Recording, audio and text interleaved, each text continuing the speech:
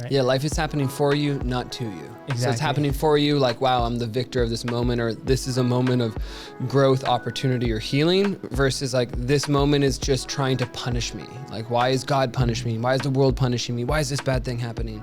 Maybe it's happening so you can learn, grow, or heal in some capacity. What's available for you in that moment.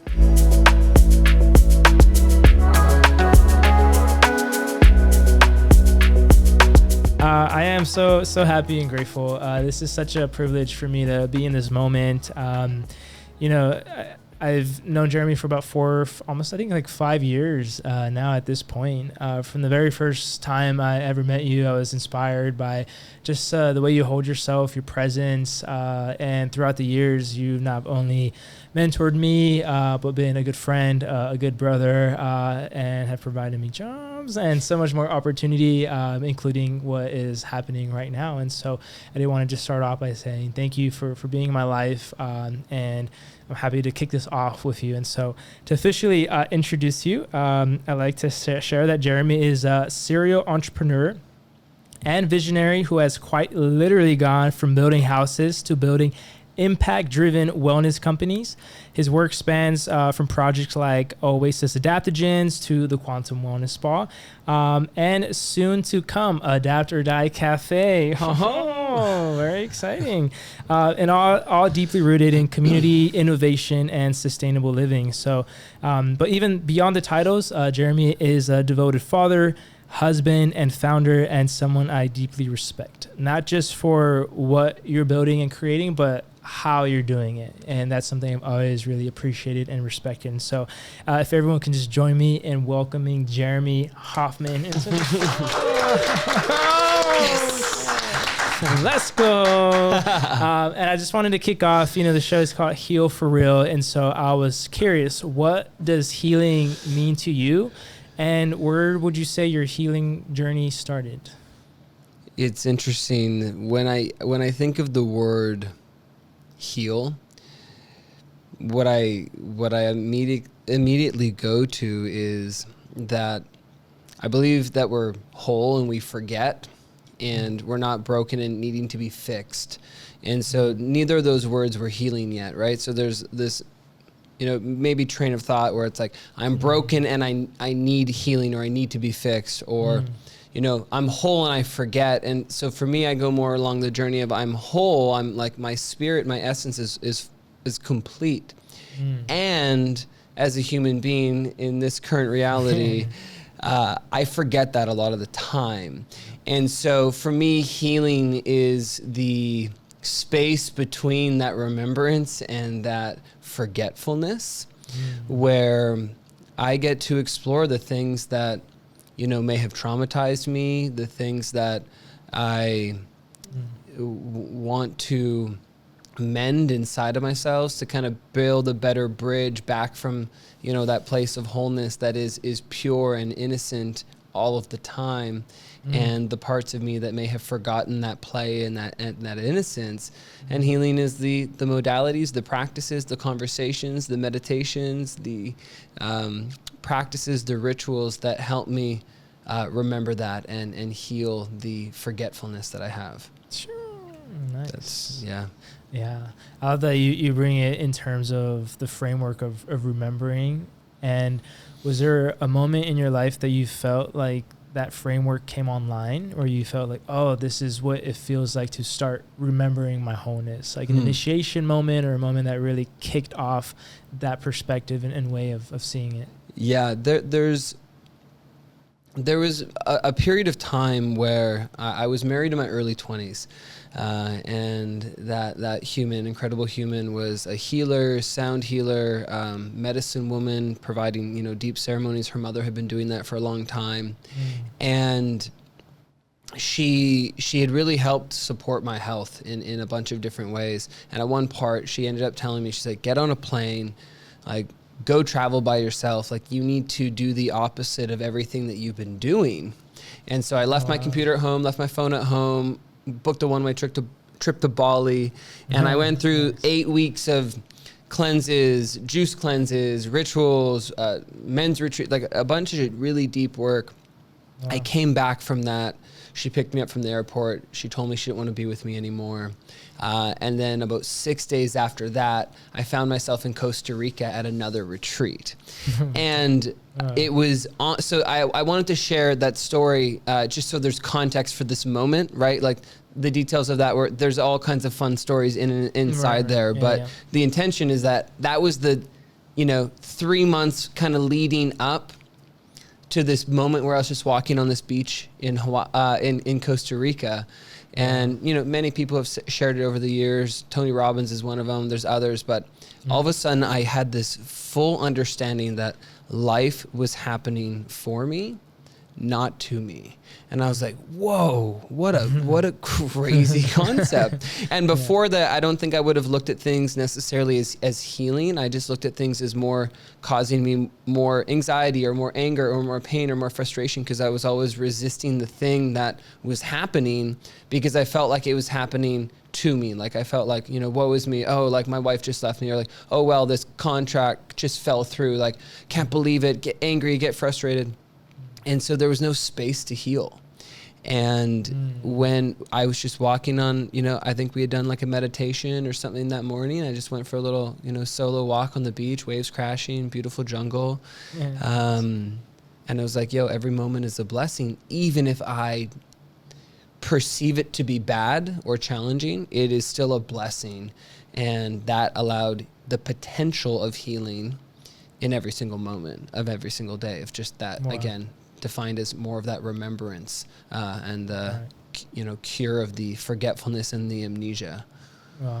And this is cool. Yeah, there's the journey from the moment where you went to Bali, had that retreat, leading up to that moment in Costa Rica, and then having that kind of perspective of life is happening, to you, for you, not to you, right? Yeah, life is happening for you, not to you. Exactly. So it's happening for you, like, wow, I'm the victor of this moment, or this is a moment of growth, opportunity, or healing, versus like this moment is just trying to punish me. Like, why is God punishing me? Why is the world punishing me? Why is this bad thing happening? It's like, maybe it's happening so you can learn, grow, or heal in some capacity. What's available for you in that moment. From that moment, how now that you had that kind of, you can say like insight or awakening or perspective shift, how did you then make decisions in the pursuit of healing or coming back to wholeness now that you kind of have had that arc moment, like a whole new chapter started opening up? Great question. It's a great question. And so those moments for me, I'll call them remembrance, right? Happen most easily and seamlessly when I feel like I have space. And so I feel like I have the space to acknowledge that this moment is happening for me. I can respond to that moment versus react to that moment. And so the habits that I built were things that created more space for myself so that I was more frequently in that state, because I know from my past, having never really been in that state, you don't heal when you're in this reactive. I don't want to say you don't heal. I didn't heal inside of this reactive state. I was able to heal, whether that's emotionally or physically or spiritually or any of these other ways, when I had the space in order to do so. And so it was in and around this time where I started to do a lot of breath work, a lot of more movement, more cold plunging, more intentionally, versus just like swimming in the ocean or like going in the river here and there. Like that's cool, but like more intentionally and more consistently. Journaling, reading, I noticed I liked. These were the things that kind of recharged me, created space so that I was more aware of, the opportunity of like, this is happening for me, or opportunities of healing, realizing that when my, mom or dad may have done something that was triggering to me, instead of just reacting and responding out of a trauma response that's probably been happening in my family's generation for, hundreds of years, I went, well, I can choose what I say right now. I can choose how I want to respond. And those habits, those practices gave me the foundation to have the space to be able to actually do that. Yeah. I like that you bring up like the environment makes a big difference, like creating a space to be available to receive and to shift habits and all that. I know that you grew up in Maple Ridge in Canada, and I wanted to kind of take it back for a second in terms of when it came to this perspective to healing and wellness. Would you say that that was like present in your family dynamic, or would you say you were the one who started to initiate a new way of being for your family and lineage? Yeah, I don't think even currently that there's anyone in my immediate or even like a couple, ring ripples out that talks about, has focused on, prioritizes anything to do with any type of healing in any way, shape or form. Like that's not a conversation. Trauma's not talked about. Challenges aren't talked about in that way. The only form of healing is like you get a cold, take like medicine. That's where the healing journey is at. Yeah. There's no desire to kind of like uncover or explore. I know that there can sometimes be a weight to being the one in your lineage or family to make these decisions and to pursue, this perspective of healing. And I know that at times being you can say like a generational trauma, like healer, or like recreating or rewriting certain dynamics in families can be very challenging. What in your journey do you feel has supported you in not feeling so alone in that, but also has helped you maintain kind of like that pathway? I've never perceived it as a weight consciously. I've never really took it on. It's always just felt like that was what was to do. There wasn't like, oh, I have to do this. It was like, this is what needs to be done, which I think goes through other areas of my life. Yeah. I sometimes lack I don't overthink things sometimes. It's usually the opposite. And so it felt kind of, natural and organic. But what I will share to that, which I have been challenged, again, I wouldn't call it a weight, but where I have been challenged is when you start to have the conversations or set the boundaries, with, family that might not see things the same way, or when you're, learning to step into what feels authentic or true for you, there was definitely more friction between them kind of understanding who I wanted to be and the way that I related, the way that I communicated. There was many times where when I didn't react or respond back to my parents, they got even, more frustrated or more angry with me because I wasn't engaging in that same dialogue, right? And so there was challenges like that, but again, that's where that, healing process is that is again a beautiful, not to bypass the, disappointment or the sadness I felt when they were upset with me, not to bypass that part, but like, whoa, like how much more calm am I being challenged on being able to hold? How much more love am I being able to hold and, direct back to my parents or my loved ones or anyone like that. But yeah, I've never felt like it being a weight like necessarily. Yeah. It honestly kind of charges me up a little bit. There's no one else to do it. Who else is going to do it? Yeah. It's going to be me or my son or like my kids. I just have, I have one son right now. So it's like, it's going to be me or them. So like, I'll do that all day long. Yeah. There's such an inspiration I feel present right now with, you can say like the generations are coming online to make these decisions to be the carriers for rewriting a lot of these generational cycles. And so I acknowledge you in being that for your family. And one of the things I know for me that was very transformational in my healing journey have been with different plant medicines or psychedelics, entheogens. And I wanted to kind of just pause and if you're open to share a bit more about how those have played a role.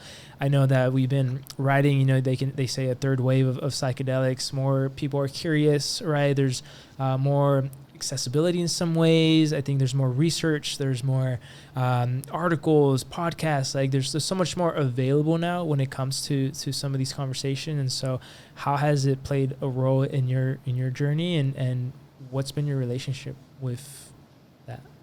Yeah, you're definitely right. There's more access now. I was thinking about some of the brands that do like, you just go on Telegram and there's like limited edition drops of like mushroom bars, Yeah. What a beautiful place in the world that we live, that we can use our phone, go on a private group and get these custom made mushroom chocolate bars. Like that's pretty cool, right? Yeah. Definitely access. Well, back in the 60s, one of the biggest challenges that they ran into when there was a resurgence of psychedelics and things was that so many more people started to use them, and they were a little bit less than ethical with their practice or their usage. That paired with, maybe some of these things not wanting to get out in the world because I think they have a lot of benefits. Definitely true.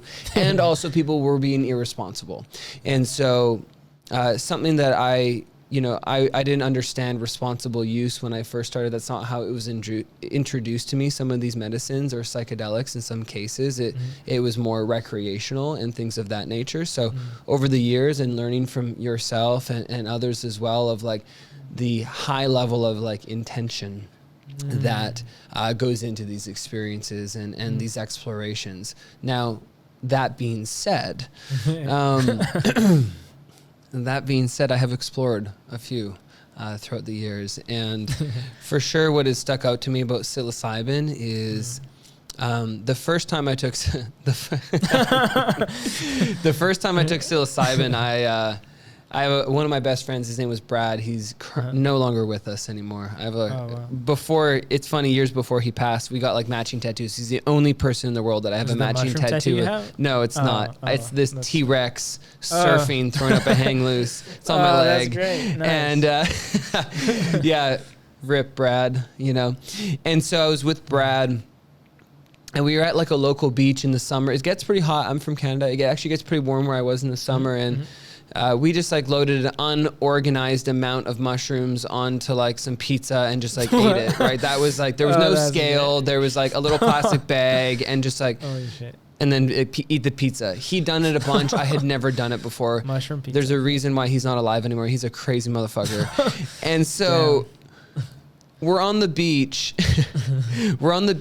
I had put some like suntan lotion on or whatever, and like I guess I'd been like rolling around a little bit, and I had like grit all over, and I was getting like really kind of like uncomfortable. And then a couple weekends of the year back at home, they do the Celebration of Lights. It's a fireworks show, and it's the most busy day at that beach. Like half the city like shows up to the beach, and so I'm like peeking on these mushrooms. I am like kind of sunburned, and I have grit all over me, and like hundreds of thousands of people start swarming the beach while we are, and I just started freaking out. I had a really bad time, and then I ended up leaving early, walking back, and my car was getting towed. And I was like, damn, I was like, man, like this was just not what I was expecting here. And so that was the first time. I was like maybe 18 years old. Oh, wow. Then I took a break from that for a little bit, like maybe 2 years. And then the next time, or one of the next times, I had a weighed out amount of mushrooms, a little more controlled setting in my apartment. I was living on my own, and I had a couple friends over, and we decided to eat some mushrooms. They kind of knew what they were doing. They put on some like good music, lit some incense. I didn't know what was going on. Yeah, did some things. And on my patio, it was like a glass and solarium. And I guess at some point that day, a beautiful monarch butterfly flew into the solarium and then somehow didn't make its way back out of the solarium and had died, had fried itself. Perfectly wings open just on my solarium. And so at like 1 a.m. in the morning, as you know, everything is feeling right, I found myself out there just staring at this butterfly for what felt like hours, man. And it was one of the most beautiful experiences of my life. Like I've never I hadn't felt that much inspiration, hope, love, creativity ever in my entire life. And so that changed my life and how I like perceived and how I felt. Fast forward another year and a half, 2 years, and I ended up doing another, more intentional experience with a partner at the time at a music festival, a really beautiful, like nature-based music festival in Washington State. It's called The Gorge. Cool. It's a festival called Paradiso. Shout out to anyone who's been or fucks with that kind of stuff. And so that moment, like the only way I can explain it, like at this point, I didn't believe in God. I didn't believe in anything energy wise. And I just felt like I got struck by lightning by God. Like it was like a fucking lightning bolt that would like, just kind of like into me. And from that moment, like it's like obviously it'd be, I think, ignorant to say like awareness didn't turn off. I don't know if I'm not trying to claim that I'm aware 100% of the time, but the ability to, the option of being aware, like if I so choose that, like if I can, like be in that space, which I'm humbled and blessed to do when I can, that option for being present, conscious, and aware never went away after that moment, like ever. It just, that opportunity, if I choose to slow down through breath, through movement, through medicine, through practice, that opportunity is right there. And that came from psilocybin, man. So I've definitely explored the DMT land from, the bufos and sat with Aya a few times as well. And some different cactus, but all of them are beautiful. They've had their own journey. Maybe at a different time we can go into, I don't know where you want to go, but deeper into each of them. But for me, psilocybin is one of the safest, most consistent, most abundant also, right? Like ayahuasca is coming from like the jungles, and like there's a lot of people not even saying that it should leave that jungle. Like mushrooms are basically abundant and growing in most areas that humans are. That most areas that life are, there is mushrooms naturally growing. And so I'm a huge fan. I think they're beautiful. I in the last 7 years, I did 5 years, no substance, not even a little bit of alcohol in a tincture, like fully sober. That ended about a year ago. And so I've just done, a small microdose protocol since then. And one kind of experience that I really just want to settle in. So it feels like a nice groove that I'm in. With them. Shout out to the mushrooms. And I like that you have such a diverse experience with different medicines, you can call them. One of the things that I learned in my journey and that has inspired some part of this podcast is that I myself have been in this kind of, you can say, like maybe not fully integrating some of the lessons. I know friends and part of integration circles, I've heard that sometimes there can be like this constant chase for healing, or this constant like leaning on the psychedelics, the medicines for the answers, but not fully integrating or letting yourself kind of like come into what the insights, the awareness, what it's asking of us to do or confront, heal, integrate, whatever. And so in your journey, how have you discerned from the moments of, this is a time to integrate, or the moments you might have caught yourself kind of like riding the high, so to speak, or riding the kind of more insight or awareness aspect of it? Are you speaking to inside of the actual experience itself, or in the moments in the days after? Yeah, exactly. Yeah. Something that I've been working on and trying to resist a lot of my life just in current is that more is better instead of less is way fucking better. I think less, like less in most cases, if we can have the same outcome for less, like that is like absolutely incredible. And so the reason that translates to integration, and even the frequency of use of these things that I kind of wish I would have known when I was younger versus what I wish I know now, is 1 to 4 experiences in a year is plenty to integrate. There's so much to do. And I think that previously, and talking about the, more is more and less is better, is like, when I'm coming back with these, insights or these lessons or these areas to heal, like one of them, even in some of those early trips, was like organization. Like I felt the weight of my anxiety from being disorganized. I'm still working on getting more organized, like to this day, like how I spent some of my time today. Right.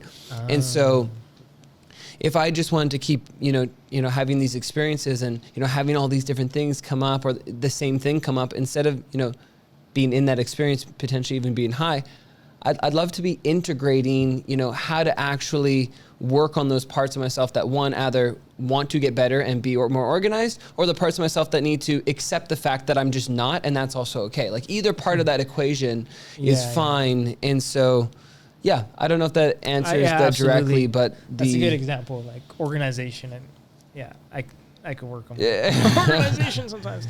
I like that, going back a bit, like in 2022, I think was our last podcast on, at that time, the project I was working on. And it was actually on sober entrepreneurship. And you were, I think, in the midst of your sobriety kind of like journey. And one of the curiosities I have is like, how would you like advise someone to discern when it's time to pursue like a sobriety journey, or if it's time to maybe go deeper with the medicine, knowing that both paths can lead to different outcomes? What helped you kind of discern when that time was, and what are some good indicators people can like look towards to be like, oh, maybe I'm in that phase now? Yeah, it's a great question.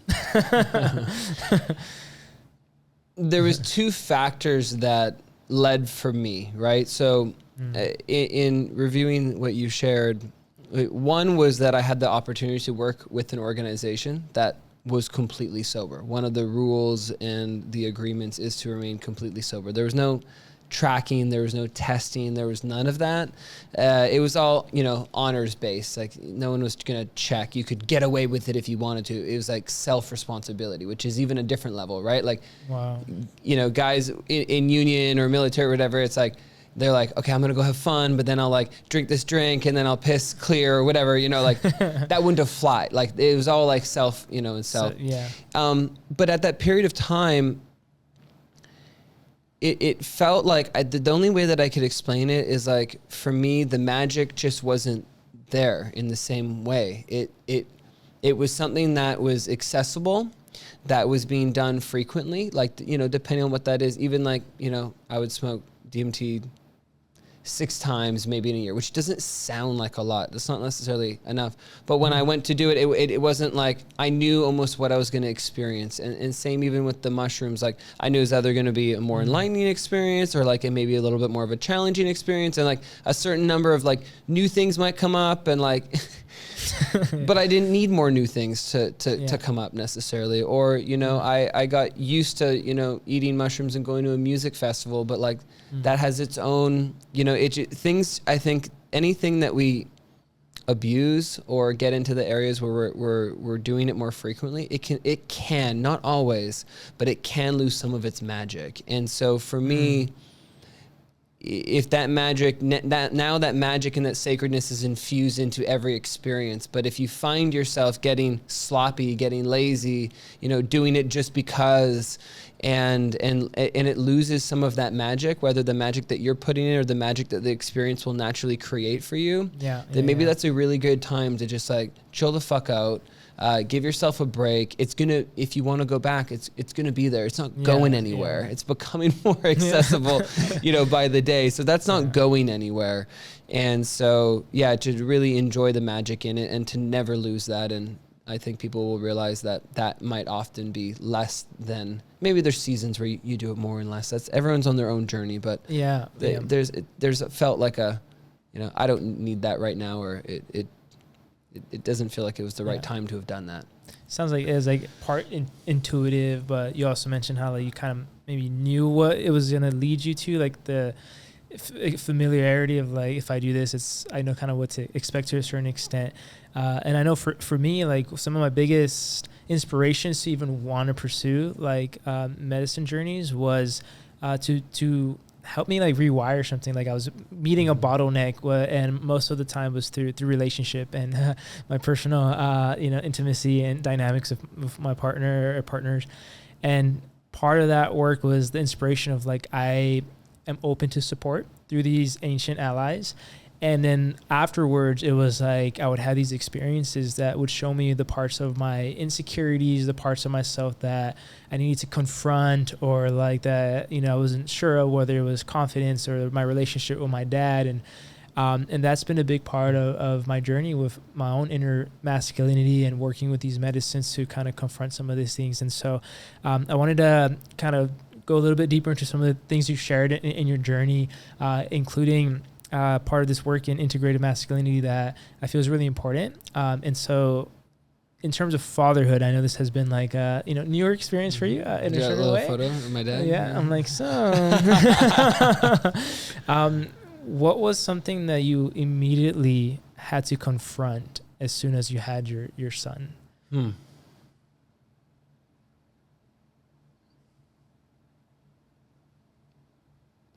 that's a good question too.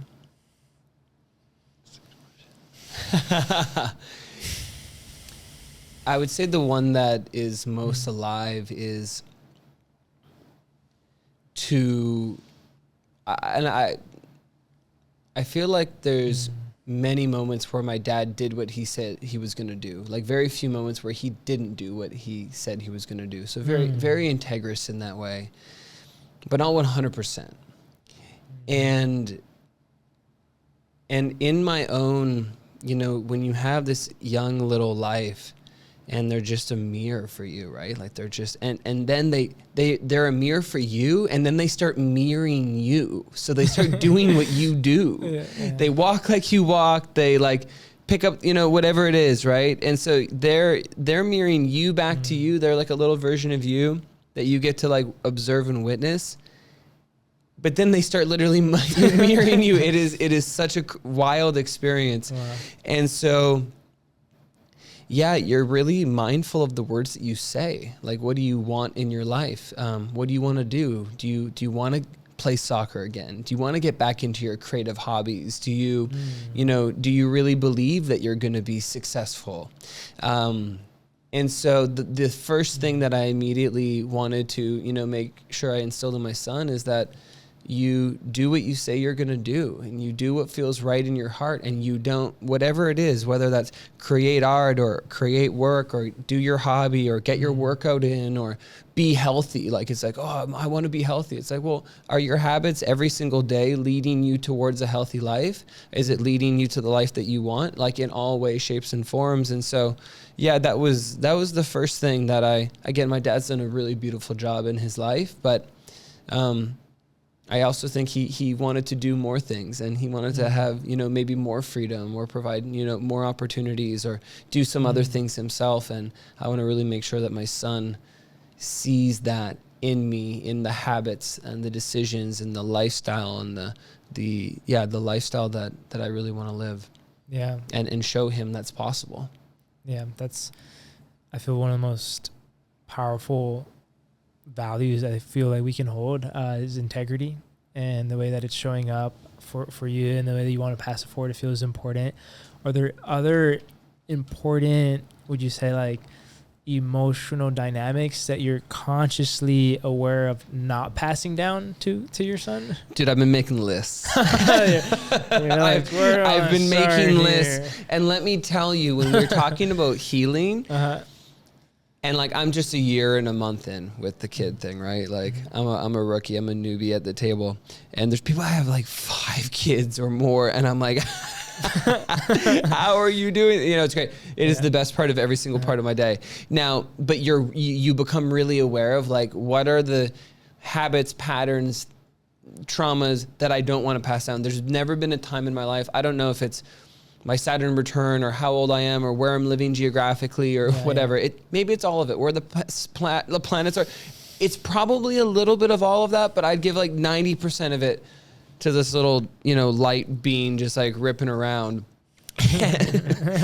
So yeah, I'm hyper aware. I have lists of them and more coming by the day. One of the other ones is, I think definitely because of, psychedelics and traveling different parts of the world, I'm quite open-minded. Mm-hmm. I don't come from a family that's very open-minded. I don't come from a town that's very open-minded. I don't come from a background that's very open-minded. My parents are like, relatively strict Christian, living in a small farm town somewhere in Canada, right? And so beautiful people, beautiful town, absolutely incredible. I wouldn't say necessarily now with where I am current that it's like the most open-minded group of people. There's a lot of racism. There's a lot of judgmental, type of energy and behaviors that has just been like that for like a really long period of time. They're not even aware that is how they respond or react in the world, right? And so one of them is open-mindedness, curiosity, to try new foods, to talk to new people, to understand different cultures or different religions, like whatever it may be, right? Like open-mindedness is probably the one that's been sticking out the most. Again, I think you can be a kind person and, you know, maybe not be super open-minded, right? As an example, I think people, my parents and others are very kind. And I want to, like, definitely something that I'm looking to, you know, provide to my child is like an open-minded curiosity about the world. Yeah. That's a big one. Another one that's been really apparent, and my son Bodhi, he creates the opportunity for this in such a beautiful way, is that like more work, like busy work doesn't mean you're necessarily getting more done.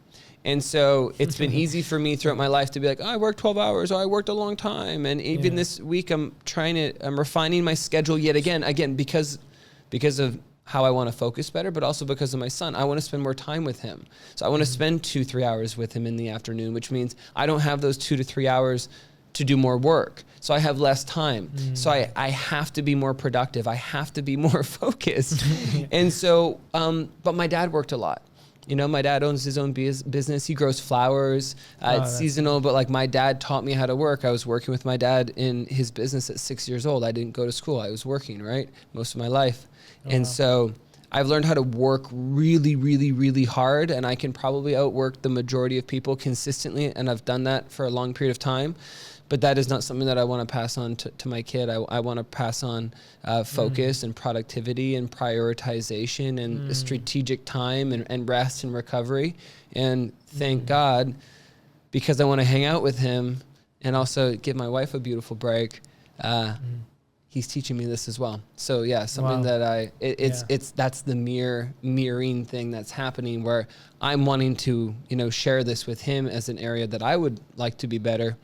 And he's immediately giving me that opportunity by just wanting me to come and like play and hang out with him. It's like, that's tough life, you know. Like, my kid wants to play and hang out. That's the best way to learn, you know, and heal at the same time. Have more kids, people. There's such a multitude that I feel like comes with the ceremony of fatherhood, and so looking back now that you're like a year and some change right into the experience, what do you wish more men understood about fatherhood before becoming fathers, as they're in, you know, maybe considering it or maybe about to become fathers, now that you're kind of like in the experience a little bit more? Yeah. Something that's really interesting is that if you want to have a child with your partner or with your wife, the man should be, so the woman carries the child for give or take 9 months. The men, the hardest they need to work is the 9 months prior to conception. That is to get the highest quality sperm. 70+% of miscarriages are due to male, not the female, right? That's crazy. Most people don't know that. They're just starting to study, you know, women for the first time ever in the last like decade, which is kind of fucked up. And needs to do more, right, to really support them in the what they go through in their day-to-day, their month, their life, their year, their process. And so the biggest thing I want men to know is that 9 months before you want to conceive, you better be working your fucking ass off to make sure the quality of your sperm is really, really good. That means your diet, your sleep, your exercise, your supplementation, how you manage your stress. A lot to do with male sperm potency is to have a regulated nervous system. I don't just make that up because that's something that we do. There's a reason why we focus on that in the spa and with other companies and things. It's very true. If you're in a high stress fight or flight response, the quality of your sperm is going to fucking suck. And if you pair that with poor sleep and poor diet and no exercise and you're weak, your sperm's going to be weak. And guess what? That weakness goes into the fucking egg and maybe doesn't even live, or, you know, comes out early or whatever. And so, that's a really serious thing that I think men need to take more seriously and to prioritize in different ways. And it's really, it doesn't, you know, you got to feel good anyways. Like you may as well do it and get your sperm feeling good.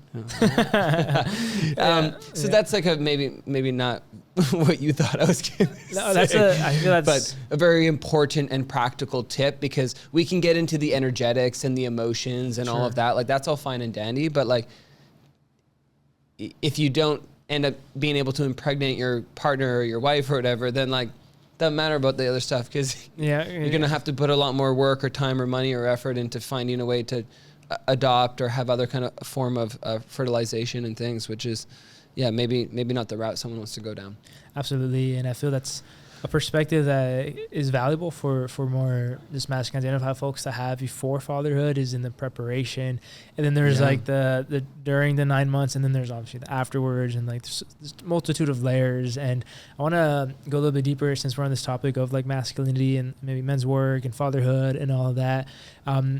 Right now, part of what I really believe in, part of what I've seen in myself too, is that I really believe that there's epidemic happening, with more masculine identified folks who are suffering from things like depression or loneliness. There's a lot of statistics and research out there, right, that a lot of the stigma of manhood or masculinity is shifting, but it's still present within a lot of us. And so if you take a moment, you mentioned this before, we had this men's retreat in Bali, and that was like a pivotal moment, right, in your experience, not just, during, but after, and integration and all that.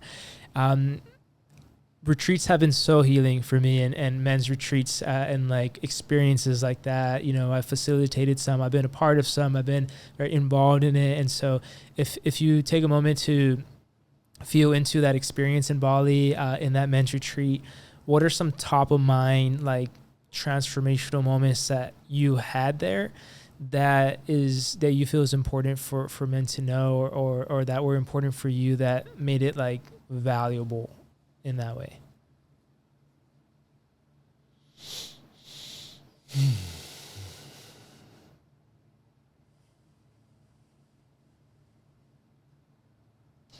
Yeah, there's obviously like a circuit of, people who are facilitating and hosting retreats. Sacred Sons is one of them, and there's these other groups. And so the retreat that I went to, I think the group was called something, The Awakening. That was like their ethos. Oh, cool. And both, it was like I don't think they were quite married, but like a beautiful couple, and the male was leading the men's retreat, and his partner was leading the females retreat in another location. Oh, wow. And so part of this retreat was their own exploration around like, doing this like very deepened in their role without their partner for like 10 days and like being away and, all these things, but then like collaborating, it was a really beautiful experience. So, but I had never done anything like that before. So, anyone listening, like, I just like found myself like this. Some guy came up to me at a cafe at a spot, which is kind of what happens when you're in Bali or like traveling, just in the flow, right? And so, but I'd never done anything like this before. And like it pushed my limits in a way. Like one of the things that they made us do, people had the option. For sure. We all got naked and ran through the forest area, and then covered ourselves in mud and just like played in this waterfall. And it was this like, I grew up in a Christian family, but that was European, but like nudity was weird. Like I played sports, but like in the locker room, that's one thing, but like out just like going for a run in nature naked with a group of dudes, like it kind of like broke my brain a little bit, right? Like my like inner like upbringing's like, is this gay? Like no, of course not. Like what, it doesn't, not if I don't want it to be, right. Different question, but no, it's not, right? And then, there, and all of that, those were some of the things, like, does this make me, interested in men in some way because I'm being intimate? Like I'm connecting, I'm doing dyads, but with like some dude. And so there was these parts of me that were judging it because of that. I was like, no, like that's a choice. Only like I can be vulnerable and be me, I can be vulnerable, and like it doesn't have to be weird in any way, shape or form. And so these guys intentionally did things that kind of pushed the limits of that. I think was part of their intention, right? Wow. To like push the limit of like, breaking that out, that like men can be just homies too, and like they can play, and it doesn't have to be weird in any way, shape or form. Wow. And so there was that moment. There was another beautiful moment where, I mean, for me, I don't know if every men's retreat should or shouldn't do this, but I obviously carried, well, maybe not obvious, but a lot of anger and a lot of rage from my childhood into my, you know, later teens and early 20s. And one of the practices that they had us do that I found really transformational is they put half of the men on one far side of the yoga shala, and then they put, you know, myself and the other men on this other side. And they said, okay, like these men over here are gonna embody like murderous, rapist, like deep, dark energy. And they're gonna charge at you. And you are gonna move towards them, and you're gonna defend yourself verbally as if you're protecting the thing that you love the most, and that's going to be sitting behind you, right? Wow. So at this time in my life, it was, you know, my first wife, and homie starts coming across this shala, and so I got to back up. Because of the level of anger and rage that I had in me, I told the facilitator, I was like, yo, man, like, I haven't allowed myself to feel this level of anger and rage in, I don't know, years. Like that is a part of me that like I have never tried to bring out intentionally ever. Like it's just come out in moments. That's not something that I, you know, I'm trying to summon right now. And he's like, it's okay, man. This is part of the process. And I'm like, I don't know, man. He's like, this is what this is intended for. Like, just go for it. And I was like, all right. Like, you asked for I didn't think anything was going to happen either. Right. Like I just thought that I was going to act like defensive and like protect, you know, whatever. And it wouldn't be that extreme. Okay, now we're back. So homie's walking across this yoga shala. I like take a look back. I imagine my like wife sitting behind me, and this guy's going to like try to murder or rape my wife. And I'm just like, and I start going, and I turn back like right before, and I saw like a little boy version of me that who I was actually protecting. And then I looked and I saw this guy, and it looked like my dad, and I literally ran screaming at him and like tackled him, and was like, they stopped me about 3 feet from me throwing him off. He was like 6'5". He was like almost half a foot bigger than me, throwing him off the back of this yoga shala. And I just ended up sobbing. Like I started breaking down crying, and he's holding me. The other guys kind of braced him, and I'm just like bawling my eyes out. And he's like, it's okay, man. Like, I love you. It's all good. Like, it's all the guy that I'm trying to like literally kill, basically. And so that practice, I've never done anything like that in my life. And that allowed me to process and to let go of things that I didn't even know I was holding on to. And so that was like what I just shared. It was like one afternoon of 10 days that I, you know, experienced at this place. And so we could go into, you know, many more stories, but those are two very distinct. And why I definitely am a huge believer in the investment that you can make into yourself, into going to, I mean, there's all kinds of people charging way too much money. There's people that I think charge a really fair price for different level of retreats. I don't really know what the scene or the market is right now. It's been a couple of years since I really looked into it or went around, but I definitely, from a general standpoint, there's a lot of value to them. And the right ones with the right people, with the right facilitators and the right support, I think can be massively healing. And also for those who are depressed and tired and lonely and whatever, it can provide a beautiful, connected community type of an experience. You're usually doing it with a group of other people. So that feels great. Powerful story. You know, one of my favorite quotes from Tony Robbins, he says that people don't wait. It doesn't take 10 years for people to change their life. It takes 10 years for people to arrive to the moment to make the decision to change your life. And so in that moment, it's like, you have the opportunity to decide through this practice, right, to like relieve some of the weight, right, or some of the anger, some of the things that, you know, were within you, and letting it out in that way.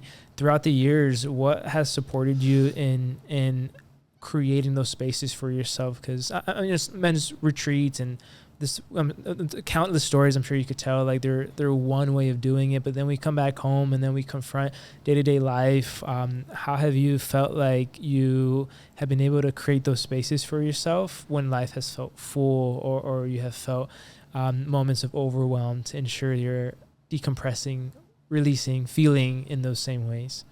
Yeah, I mean, my answer is kind of funny because the answer to that is, from those moments, immediately after I sold everything that I owned, and I started building companies that allowed me to solve those exact problems and build and create a life that my entire life is built around creating those moments. We're, literally in a version of that right now, as an example, right? And so whether it was something that you were watching or a space that you were in or a product that you were drinking or whatever it may be, from those exact moments is when I sold everything and anything that I had and decided I was going to build companies that would help people with the problems and the challenges that I had faced across the board. And so I'm blessed, humbled, and slightly selfish for the fact that in order to be in those moments more, I've built the life literally from where I live to what I do to how I work that creates more opportunities of those moments to occur more consistently. From the retreat side of things, I'm excited to, explore a retreat when the time feels right. It feels like at this part of my life, there could be a lot of value to do a solo one, but that's not really what's in the desire. Like, I'm excited to do it with my family in some way. I would personally, at this stage right now, it's more of like a festival, like a conscious, intentional festival that's blending like party, education, experience, healing, workshops, all together. There's some really cool ones here in California and other places, of course, as well, that are very forward in their desire to have fun and also like work on yourself. And so that's definitely where I see my next kind of flow. Like, I don't think I'm going to like join some Instagram or YouTubers like retreat in Bali. Like, that's not really currently, that might change, but like, that's not really currently the vibe, but I'll definitely like go into the forest or to the desert for like 4 days and listen to music and do workshops and spend some time in deep connection or spend a full day in a men's, activation or whatever it may be. Yeah. That seems like most, efficient and fun and all of that currently, which it resonates where you are in your life right now with your family, and like I hear how that can be very supportive for the season, as you're growing in that. I wanted to make sure we touched on this as well, as you mentioned your family. I know you mentioned your previous marriage and some of the journeys that has unraveled for you, and I know one of the things that I hear a lot in some of these men's circles or just in the communities I've been a part of is how hard dating is nowadays. It's so crazy, like some of the conversations I've been having and a lot of like the research I've been reading, like that people say it's changed so much with dating apps and like with, social media and like less, in-person experience to a certain extent, and so was there ever a moment in your life where you felt like you weren't going to find the one, or you kind of were losing like hope, so to speak? Well, before we get to that, you said the one, finding the one, and I don't know if everyone believes that there is a one, you might believe that. I might believe that. I'd like to share a little bit around it. Yeah, but please, it's like the one.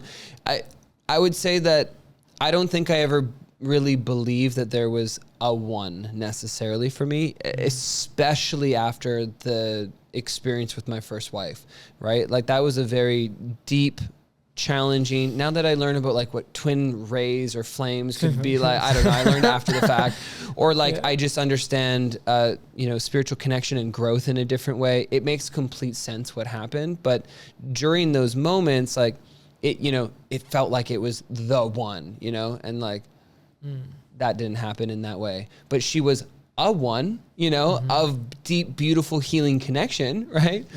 Until I met my current wife, Christiana. And there has been no other date, no other relationship, and I've had my fair share of relationships and dating and the whole world, or the whole works. But there was never a moment until I met my wife that I was like, no, I think there's definitely like, I don't know if it, I would like to say the one, right? I haven't been married to her for 100 years. So like, who the fuck am I? Yeah, I don't know yet. I feel like there is the one. But if at least a core, like one of the most core influential people that you will connect with in your life. Now, if that hopefully is for 100 years until you die, does something happen? Like, does, God forbid, one of the partners pass away and you find another love, but they solve a different, like, it's a different part of it. You know, you're like in your fucking 90s and you meet this, you know, beautiful, sexy lady, granny, you know, walking down the street, also 90, maybe 85, you know, let's see if I got game back then. I don't want to, you know, then it's like, what's the one, you know, was it, you know, my wife I was married to for 40 years probably, but then there was another, right? Anyway, so just, I kind of like nerd out framework of, but the, like, I would say the most influential, powerful, deep partner of your life, and hopefully that's forever. So yeah, to answer your question, I did lose hope, but I never had hope to begin with. And I think that's maybe challenging even in the dating scene nowadays because if people don't believe that there is hope of it, why would I even entertain it? It's easier to just watch porn, maybe go on a casual date, and then I don't really have to entertain it. Like, I don't even have to really, like, maybe there is the one, maybe there isn't the one, maybe a few % are like, there is the one, there's one true love, and then they get called a pussy or, you know, whatever it is. It's like, no, like that does exist. I fully believe it. And I didn't believe it before. And I think it's really devastating that, you know, so many primarily young men are massively addicted to porn. I'd love to know the stat. I don't know if anyone could look it up, like how many men, young men specifically under the age of like 30 are addicted to porn. I think it's probably like 70, 80%. I would believe that. Right? Yeah. I don't know. I'm not overly versed on that side of that, you know, experience. But yeah, I think it's, when I met my wife, Christiana, every single other relationship that I had been in, and I was in a lot of like 3 to 9 month relationships. I was in a couple like 3+ year long relationships. I could just feel it. I don't know. It sounds corny. It sounds cheesy, but I could feel it. When we were getting married and sharing our, you know, beautiful words with each other, like I was just crying, looking at her being like, I think you're the only person ever that's fully accepted me for me. That's it.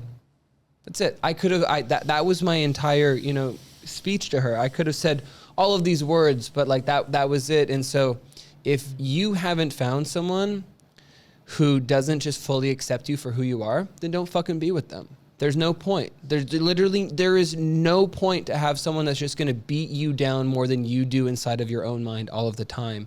And I believe that there is that person for everyone, and I hope it's for as long as possible, but I believe that there could be a couple of those people, you know, in that level of intimate way throughout your life as well. I love that. In marriage, and what you've created, what does safety look like on a hard day for you guys? How do you define safety? The way I guess that comes to mind is like safety in the body, in the nervous system, feeling accepted, feeling willing to be vulnerable, feeling held, but also accountable to like our actions. Yeah. Yeah. She's more of an avoidant, and I'm a little. What's the opposite of avoidant? Confrontational. Like, yeah, exactly. That makes sense. So, on a bad day when there's less safety, was that the question? Yes. What does a bad day look like? Yeah. You know, a bad day will look like, you know, Christiana feeling avoidant or a little bit cold for something that I'm aware of, maybe something that I did, maybe something that I had nothing to do with, you know, could have been whatever. And my more confrontational energy, wanting to like fix and solve and like figure it out and like, you know, get to the bottom of it. And why are you not feeling, you know, that kind of energy. And so if I perceive that she is feeling this way and I don't, in that moment, you know, respond in a way that's more warm and loving, and I get a little bit confrontational, you can just feel that there is not safety present. There, like, she wants to like leave and, you know, run out the door. She does not. You know, we have lots of time to explore these sorts of things. If she does not, that's happened once in our relationship. She's like, fuck this. Like, I'm going to go take a walk. And it was more like, I'm going to go take a walk. Like, I'll be back in 10 minutes. I know that happened like one time maybe in our marriage. But yeah, that's what it looks like. And so, you know, many times I have the opportunity to just be more warm and more loving. Something that I've been, you know, sharing with her is when she feels like maybe she's feeling a little bit cold for whatever, I've encouraged her over the years to like lean more into love. Because like when I feel her cold already kind of like shoulder or walls up, my natural response is to be a little bit more confrontational versus like immediately be like really soft and like more kind. And so I've been working on, you know, just more consistently being soft, kind, and compassionate. Soft isn't the right word. Compassionate and kind, less like sharp and direct sometimes. And what she's been working on is to lean into love, to like communicate how she's feeling with me, so that like I understand that it's not about me, or maybe it is about me, but she's let me know, so that, hey, you know, I'm feeling a little bit off because XYZ. It has nothing to do with you. I love you, honey. All of a sudden that provides safety for me. I'm like, oh, okay, like nothing's wrong. I haven't done anything. She's not about to leave me. I don't have to confront. And then that gives me the opportunity. So we're just constantly helping each other out. If one of us is like slipping a little bit, the other one usually steps it up, and vice versa, to really, you know, try to do our best to have safety in our connection at all times. But obviously that's what it looks like when it doesn't. And the extreme case of that is kind of a spiral, some raised voices for like 5 to 10 minutes. And then like a very quick resolution of like, wow, like we both could have done better. Or yeah, hey, like if one of the persons knows they kind of like messed up a little bit, they're like, hey, listen, like, I'm sorry I let you down. I love you. I wasn't showing up my best. I'm sorry that impacted you. I'm going to go make sure that like you're good. And I'm going to go create some space for myself, because that happens when I'm full, you know, in both of us, right? Like that's what's going on. Yeah, absolutely. Yeah, I resonate. I've been more avoidant in my dynamic, and I've had to learn to lean into love. And I like that, you know, we preface the foundation of like the one, and clearing into what I was kind of picking up. And part of my beliefs is that like sustainable relationships is important for me, you know, and I feel like what you're speaking into, and how do we have the art of repair present in recreating safety when it is lacking, or how do we create agreements or values that help us lean into love more while understanding the way that we show up, whether that's more confrontational or more avoidant. You spoke into this a little bit in terms of like, you notice that it's when you're full, that's when maybe some of these patterns or dynamics can happen. And so how in those moments when you say you're creating space, what does that space look like? How do you remain emotionally available with so much happening at the same time, with multiple businesses, a kid, a wife, and personal, you know, life happening at the same time? What does that space look like for you right now? Yeah. The thing that helps create the most amount of space for me is generally play, which unfortunately is the thing that I struggle with the most sometimes, but I love to play. And so actually, you know, you shared and you were kind of stoked for me the other day. Like I used to play a lot of soccer growing up. I haven't done any of that since I moved here. I mountain bike a lot back at home. I do a lot more I was doing a lot more nature, snowboarding, soccer back home in Canada. And since I moved to Los Angeles, it's been like work and then family, like, you know, pretty locked in. And so the other day I went on Google, found a random soccer club, joined this random team. It literally is like, I'm going to assign you and put you in a random team in this random league. And I'm like, sign me up. Like, I'm going to go in knowing nobody. Went out, bought some soccer cleats, got a soccer ball, went and kicked the soccer ball around, and, you know, had a really good time playing. And so long way of saying, things that allow me to like play and adventure and explore are the things that help create the most space for me. So I haven't been doing it as much, but things like mountain biking, going out into nature, hiking, adventuring, surfing, snowboarding, things in nature. When those aren't as accessible, you know, because there's less time and there, as you mentioned, there's a lot of things going on all of the time. I don't have time for an hour-long morning routine, a 90-minute. Doesn't mean I don't work out, you know, or like do something for an hour, but like consistently, I don't have this like 60 to 90-minute morning routine and then like like hour and a half long evening routine. Yeah, I turn my lights down. I try to go off my phone screen, but like it's not like these massive time blocks where I have all of this time. And so if I can, honestly, it's really this easy. If I can spend 5 to 10 minutes in some form, keep it fucking simple, some form of breath work or meditation every single day, I feel fucking great. And that will mitigate about 95+% of the problems that I face in my day-to-day life. When I don't do that consistently, I get really stressed out. I get burnt out significantly quicker. I feel like I don't have the space. And it's tangible, it's noticeable. Now, beyond that 5 to 10 minutes, if that could be 20 to 30 minutes, like that's great. That creates even more. Going to a coffee shop and just having some headphones in and like journaling like creatively with no outcome for me is really good. So like I'm not trying to solve a problem. And then maybe as I'm journaling, I do want to get like kind of creative about like an idea or something. So I've been really enjoying just like going to a local coffee shop, grabbing a coffee, grabbing a matcha, grabbing a tea, and just like allowing myself to journal, being in a cool environment, getting outside of the building, having some fun music going. And then things like sauna cold plunge. There's very few things that, you know, you think about going from hot to cold, you're tempering, right? That's like when you're sharpening steel and strengthening steel, you're going from hot to cold, hot to cold, hot to cold. Interesting. Yeah. That's how you're tempering, right?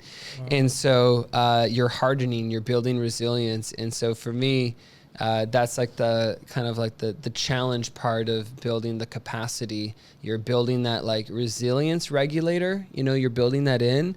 And so that, you know, when you maybe go more days without a longer meditation, you have more resilience already like built in. Yeah, that makes sense. So yeah. As we're coming full circle into some of the closing remarks kind of here, I know that you mentioned, you know, part of this creating space is so that you can show up to these projects that you're building and to projects that are kind of like I'm witnessing come to life more and more. One of those is where we are right now with the Quantum Wellness Spa. How exciting. Yeah. And the second one is with the DIE Cafe. Can you share more a little bit into like, where's the excitement for you right now in these two projects? And how are they connecting? Like, how did it come to fruition for these two simultaneously kind of like coming to life in similar timelines? Yeah. The easiest way to understand where we're going with this and what we're trying to do is if you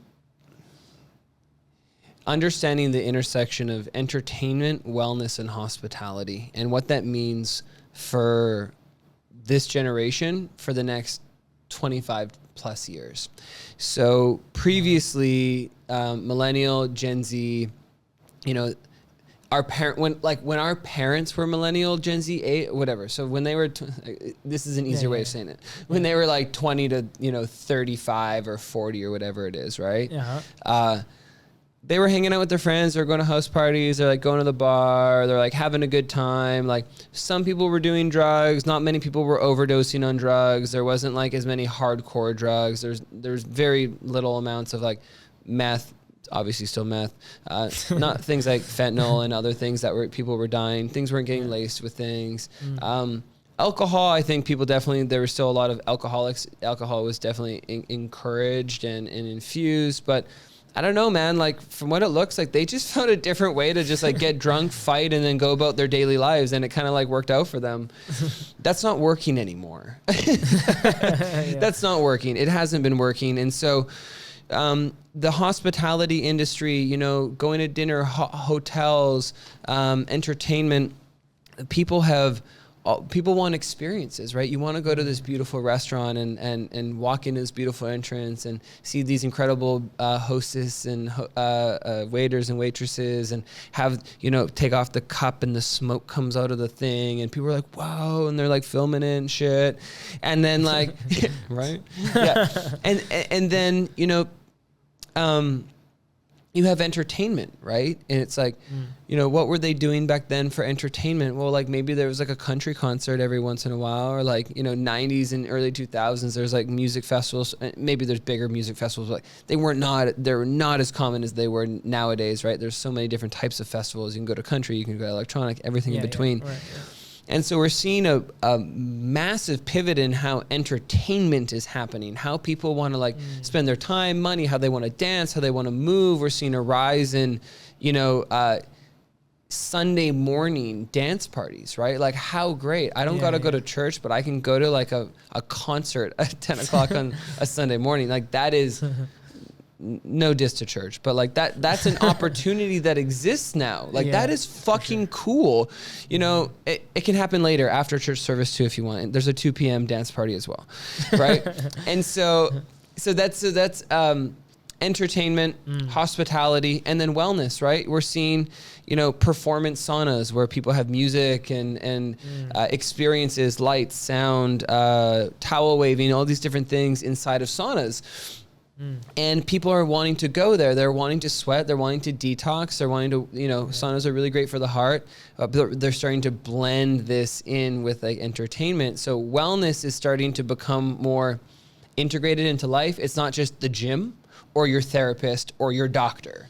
There is movement, there's breath work, there's immersive spaces, there's classes, there's fucking class pass, there's whatever. Like the opportunity to do things that we could say are like positive in some way, shape, or form for our well-being or for our health are massively more accessible. Like it used to be gym, doctor, like therapist, maybe a couple specialists. And now you have everything that you could possibly imagine. You can do yoga on a crystal floor if you wanted to. Like that's where things are at, right?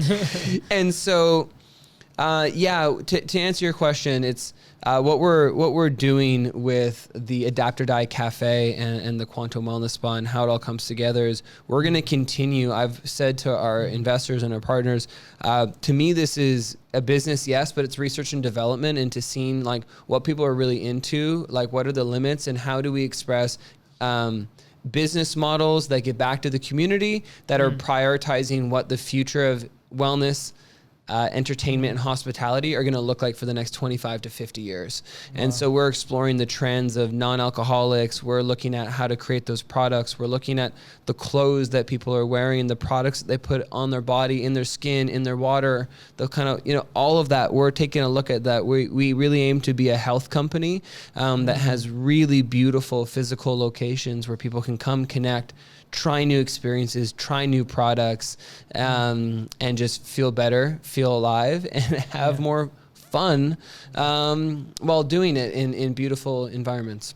Yeah, I love that. I've been so grateful to be part of the mission and the projects in the ways I have. I know one of the things that I guess, my role manifested because of the value of community and the importance of bringing that together.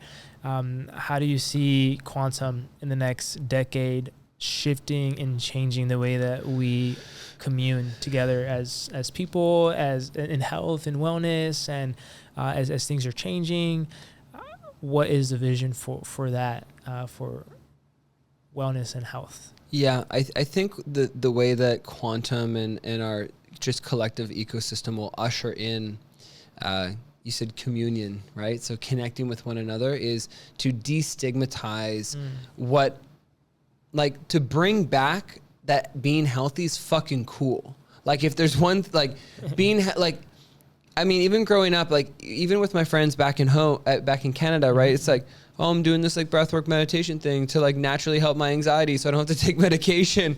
It's like, why are you getting so spiritual, dude? You know, like, you know, it's like what I believe quantum will, or like, you know, there's a whole spectrum of this. Like maybe you're getting like stem cells to exosomes and people are like, oh, you're too biohacking for me. Like I'm too like, you know, spiritual to get that. Or, you know, there's this whole spectrum of like judgments and perceptions and opinions inside of health and wellness. And like, I don't really give a shit about what people think about it. I think everyone should do what they want to do. And if there's a through line of what quantum's going to do, it's going to make being healthy fucking cool.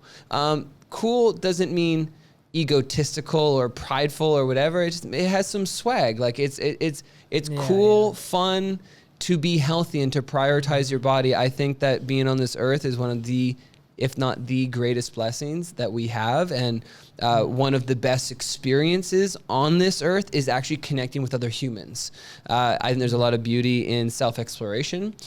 Second to that, connecting with other humans, whether that's a partner, a friend, new friend, old friend, child, doesn't matter. Like there's a lot of evidence that shows the development of our prefrontal cortex is done significantly to enhance our ability to connect with other human beings. And that is mind blowing. They previously thought it was to do with innovation and engineering and feats, and most of us don't even use that part of the brain.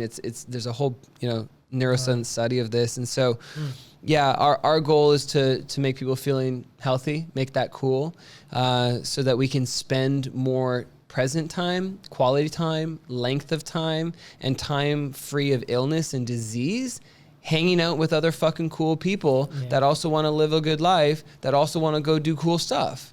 Like, that's it.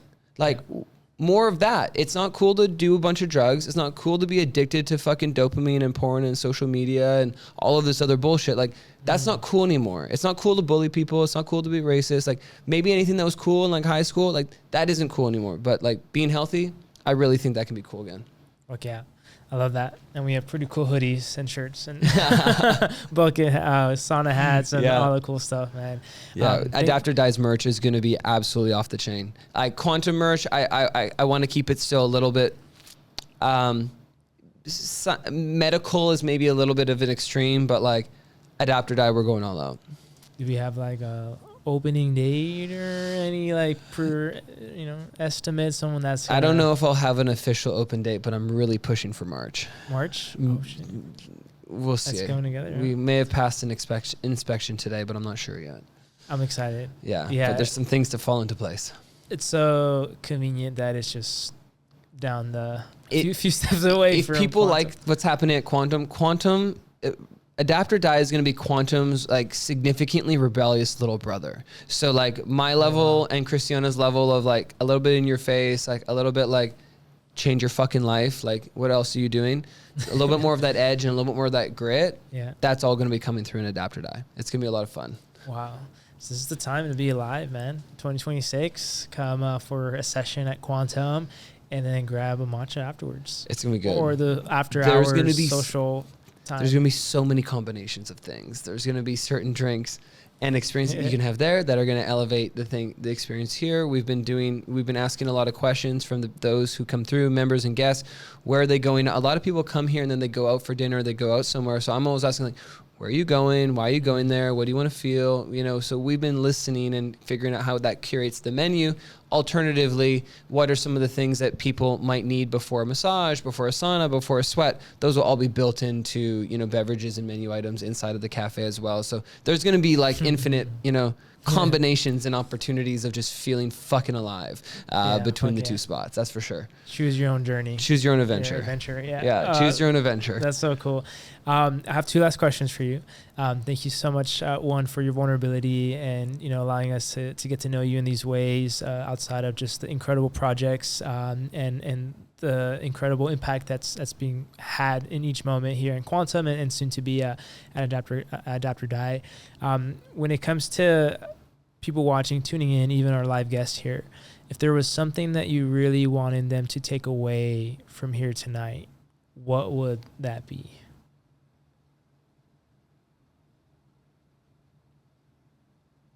It's interesting. There's no I didn't see any of these questions. Right? There's zero premeditation on any of these answers.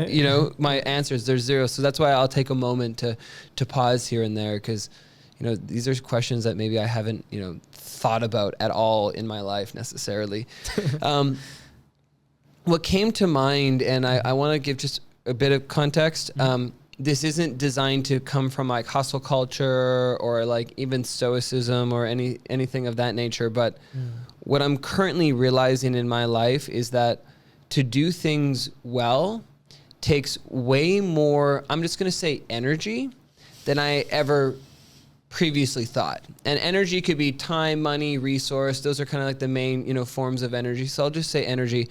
But what I'm trying to say is like, I'm not trying to say this from a weighted place. Like, oh, it's really hard work. I'm not trying to say it's hard work. This is an important distinction. It's not, oh, this is hard or, oh, this is challenging. But to do something well, I believe in the whole world of quantum, things can quantum leap. Like, yeah, I believe all of that. But I believe for that quantum leap to occur, the amount of like, energy that generally speaking needs to go into something of quality that you really want to see in your life, like a relationship, a business, school, grades, regulating your nervous system, like whatever it is, like you're not just going to flip a switch and that just happens. It's going to take consistent action or consistent habits, even if that habit is resting. Like this doesn't have to be this rah, like do more. Like that's not what I'm trying to say here. Whatever those habits are, sometimes like the habit is like doing fucking less. Like that's a great habit to practice, right? Something I want to teach my son too, in that lane, right? Yeah. And so, but to really understand that, like, if you have any kind of like goals, dreams, aspirations, desires for a different life than the one that you're currently living, it's going to take, I think, more energy than you could have ever think. I think our generation's really fucking lazy, to be quite honest. I think our parents' generation worked way harder, and the generation before that worked even fucking harder. And now we glorified the hustle, but we've kind of vilified hard work. So that's why it's more about the energy and there's balance and all of that. But I truly believe that if people want, like, whatever it is in their life, a child, a family, a business, a different job, a better job, more of the same, more whatever. Yeah. It's just gonna buckle the fuck up. Like it's just gonna take time, and it's gonna take energy, and it's gonna take consistency to be where you want to be, and that is okay, and that is beautiful, and that is part of the journey. And finding your peace, and finding your acceptance, and finding your happiness isn't found outside of that. It's found inside of that, inside of those moments. Happiness is not going to come from eating whatever you want, watching whatever you want all of the time, and doing and not like having any discipline in your life. That's just not likely. Those conditions are not indicative of creating a sense of happiness biologically, neurochemically. It's just likely not to happen. And so, I think that it takes significant amount of time and energy and resource to truly manifest the life that you want. And the key for me is that happiness and success is not found outside of that or after that. It's found inside of that, in every single microscopic moment of that entire experience. In the pursuit of excellence. The Pursuit of Happiness, Will Smith. It's a great movie. Right. I mean, great movie. Maybe there's some before, but I just watched it recently. It's a great movie. Yeah. Recently? Yeah. Wow. What'd you think? It was great. I cried. Oh, yeah, it's one of those. Like I do every time. And I don't really cry often. But that movie gets me. I don't know why. Wow. It just hits that part, right? It's like, I'm trying to chase that thing. But like when I'm in the moment and I am that thing, then it's all good. Like that is literally, but if you didn't try to sell the things and he didn't stay consistent and like want to provide a better life for his kid, he wouldn't have fucking done it. He would have been a bum. Yep. Right? So like, you got to work hard. You got to invest time and energy, but enjoy it. Because the minute you stop enjoying it, your life sucks. Then you suffer. Then you get unwell. And then then life just sucks. I've learned so much. And then you complain about life sucking. And then no one wants to hang out with you. And then you have no friends. Then you're lonely. Then you have no friends. Then you're lonely. Then you're watching porn by yourself. Like that. Like you're part of the statistic. Yeah. Then that's 80. Come on. Yeah. I've been meditating so much on how like when preparation meets opportunity, that is the moment that life changes. Yes. Right. But the preparation is the consistency, the patience, the persistence. And I've been humbled so deeply. Recently in the recent years in my own entrepreneurship of just like the patience that's necessary to keep pouring into something you believe in and adapting as needed, but like to keep pouring into that.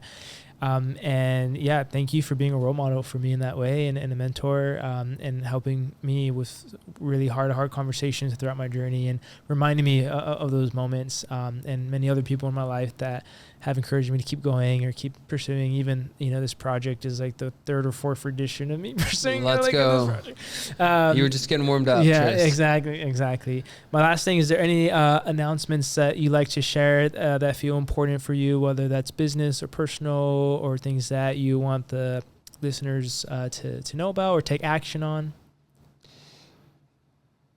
Interestingly, I think the thing that would be the most beautiful and the most valuable is how I create content is something that I resisted it for a really long period of time. I love podcasting. I feel so like natural and comfortable. Now, so we just did an hour plus, right? Now, imagine me trying to like share my passion and inspiration in like 90 seconds on this fucking video. It's really tough for me. And I speak well, but I'm not necessarily as good at writing. Thank God for ChatGPT now, because I can speak it and it puts it into a carousel for me. But my ask for anyone listening that enjoyed this conversation is, find me on social media, Jeremy J. Hoffmann on Instagram, and leave comments on what kind of, if you like the content that I'm trying. I post like one piece of content a week, but I'm trying different formats because I'm trying to like understand this hybrid of like, I'm only creating content that I want to create. Like I'm not trying to like force myself into like a box. I'm not trying to force myself into a certain amount of content necessarily right now. I'm just trying to find my more creative and artistic flow with it. I've given up that's not going to work for like 3 years. Like I'm just going to be in this experimental phase of just like kind of figuring it out. But if people like it, they like anything that was shared, go there, send me a message on like content that you'd like to see, or like drop a comment and be like, I like this, or like, I didn't fucking like that. Like that didn't work for me. Like I don't give a shit. I just want feedback. I want that feedback so that I can refine it. And obviously, hopefully more people see some really cool messages that as I continue, I'm very humbled to continue to learn about family, about business, about leadership, about entrepreneurship, about fatherhood. I want to share that, not from a place of like, oh, I've figured this out, but like with others that are, 25 to 40 years old in this kind of like age range, maybe a little bit younger in some cases. Like these are the things that I'm learning. Like I just want to create this platform where I'm sharing what I'm learning in my experience, nothing more, not telling people what to do or not to do. And so, yeah, I want to see what people enjoy. All right. You heard him. Feedback. That is what I want. I want feedback. What's not working? Yeah, no plugs, no announcements. Quantum Wellness Spa and Adapt or Die, Not-COFFEE.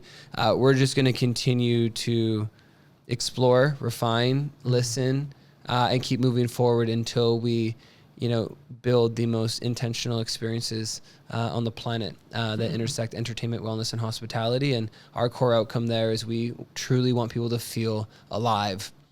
We really want them to feel alive, not depressed, not down, not weak, not sick. We want them to feel healthy and alive so that they can positively ripple that out and impact everyone that they come in contact with.